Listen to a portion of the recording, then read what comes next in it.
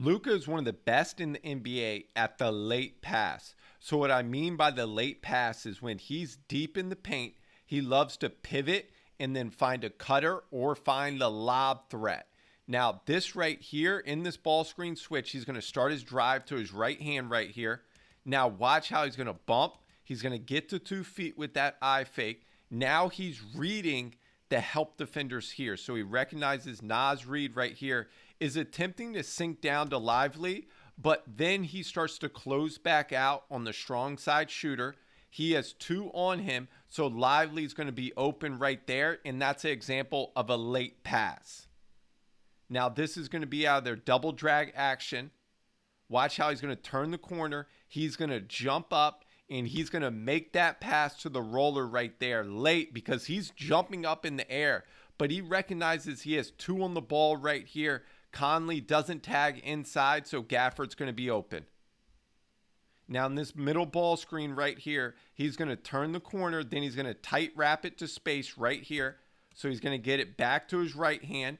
Now he's getting to the paint right here. He starts to go up, and it looks like he's going to shoot a running hook shot. But this is just to draw Gobert up to contest the shot, and then Gafford's wide open for the lob.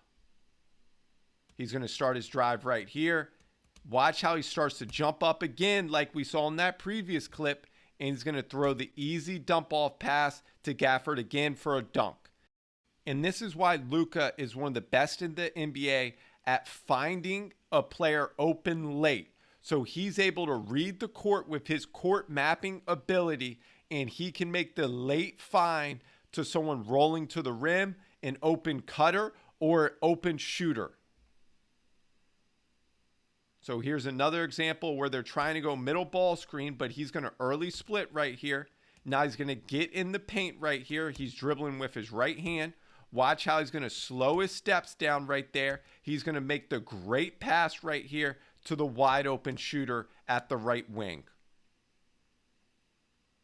Now he's going to come off these double down screens right here. So this is their 1 down after timeout set. He's going to catch it. He's going to drive to his left hand right here. He recognizes Gobert right here is trying to play both, trying to play him and Gafford right there in the dunker spot. He's going to go into his little 1-2 hezzy right there just to slow down the pace so he can read the court. You can see his eyes are up right there. Now he takes a little quick hop to get in front of his primary defender. It looks like he's going to shoot the ball, but he's going to throw it up late to Gafford so he can tip it in. This is off a zoom action right here. He's going to turn the corner. Watch how he jumps up right there. He's going to manipulate the tag right here by looking opposite right there, which allows him then to throw it to Lively, cutting across the tag for a dunk. He gets a switch inside out. He starts to drive to his right hand. You can see he gets his shoulder into his primary defender right there. And it looks like he's going up to shoot a floater. He instead is going to pump fake. He finds a late find right there to a wide open Derrick Jones Jr. for a corner 3. Now, this is at the end of game 3 right here in the 4th quarter with 40 seconds left. He's going to come off this middle ball screen and just look at his pace. He keeps his primary defender on his hip right here.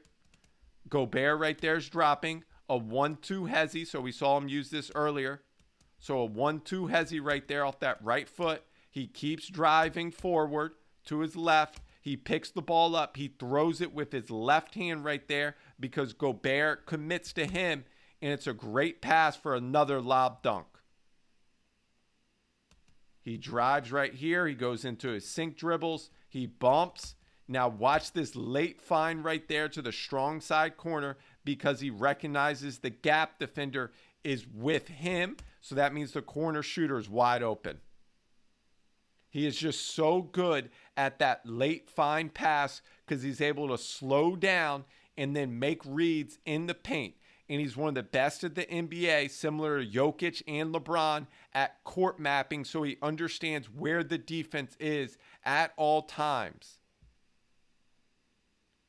Here's another example of a middle ball screen. He comes off right here. You can see he gets his body into his primary defender right there. He bumps. He dribbles through this gap right there. He gets to 2 feet, And now you can see that step he takes. This is so important right there.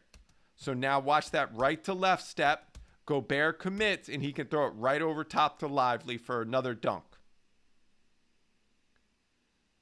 Now he's going to start his drive to his left again. Now watch this 1-2 hezzy. He loves using this 1-2 hezzy to his left hand just to slow down his pace, get his primary defender off balance, and then continue his driving angle right here. He slows down right there and throws a great dump off pass to Lively for another dunk.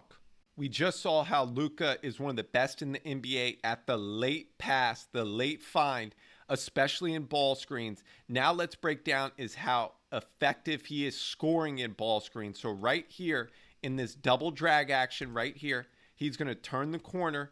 He's getting downhill, but look at his eyes. He's always looking. He's court mapping right here. He finds the body of his primary defender right there. He's going to pump fake right there, get his defender in the air, and then finish through that contact. Now they're going to run a ram action, which is a down screen into a ball screen, except this is a double drag action right here. He's going to turn the corner. He recognizes the primary defender right here is under. So watch this again. So McDaniels right here goes under to switch. Now they switch this defender onto Luka, who goes under the second screener. Gobert right here is going to start to drop, which allows Luka to be wide open right here for a three. Now in this DHO right here from Lively, when he turns the corner right here, he's going to get his primary defender on his back right here. You can see that low dribble hold. He's going to get the ball back to his right hand. His primary defender is still on his hip now, trying to fight around back in front. He's going to bump off right to a little step back at the elbow. Now when Luka comes off this slot ball screen right here, he's going to turn the corner, get his primary defender on his back, but you can see his eyes right here are always court mapping the rest of the court. Now he's going to get to his spot right there and shoot that step back that he's so good at. You can see he wants to get to his spot at 15 feet. He's going to turn the corner on this step-up screen right here. He's going to get his defender on his back again, so now he can control his primary defender with his body. He's going to get right to his spot again like we keep seeing, to that lunge step back off that right foot. Now he's going to turn the corner again in this middle ball screen. He's going to dribble hold right there. And then off that dribble hold, watch how he's going to lunge. So he's going to lunge forward with that right foot, create space. His defender is still on the ground, so he has created enough space to get his three off right there. Now we have a guard-to-guard ball screen right there. He's going to turn the corner. His defender starts to overrun right here to try to get back in front. Now he can go to a behind-the-back speed stop to create more separation.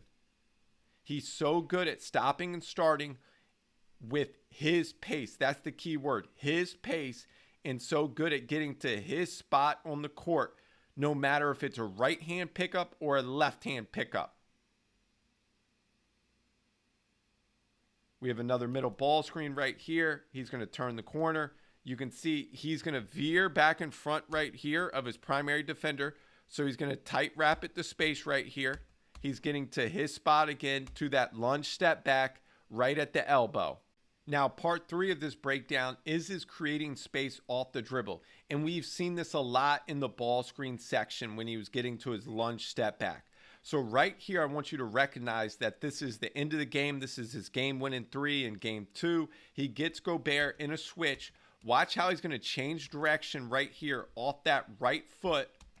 Now he's going to cross step between the legs.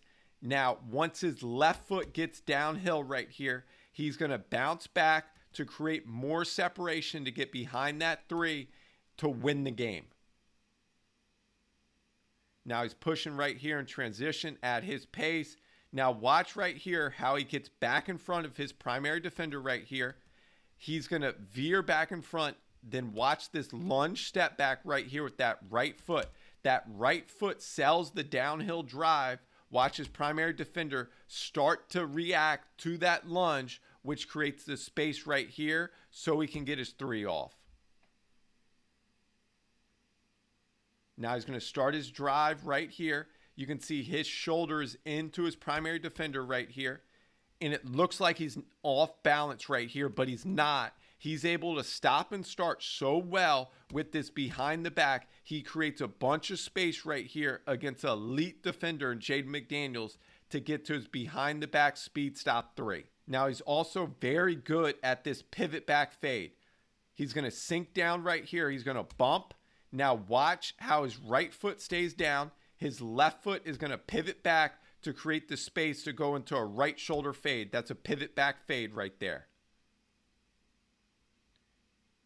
Now McDaniels gets through that ball screen. He's going to start his drive. You can see his shoulders into McDaniels right there. He bumps off right there. He creates the space. He's going to pump fake. Now he's going right into that pivot back fade again. So watch this again. Watch how he uses his body right here to create the separation with that bump, pump fake. Now he's going to pivot back. Great footwork. In transition again, he's going to spin. He starts his drive. He's going to stop and start. He gets to a spot on the court. He's going to bump right there, create the space he wants to the nail, right to a free throw line jumper.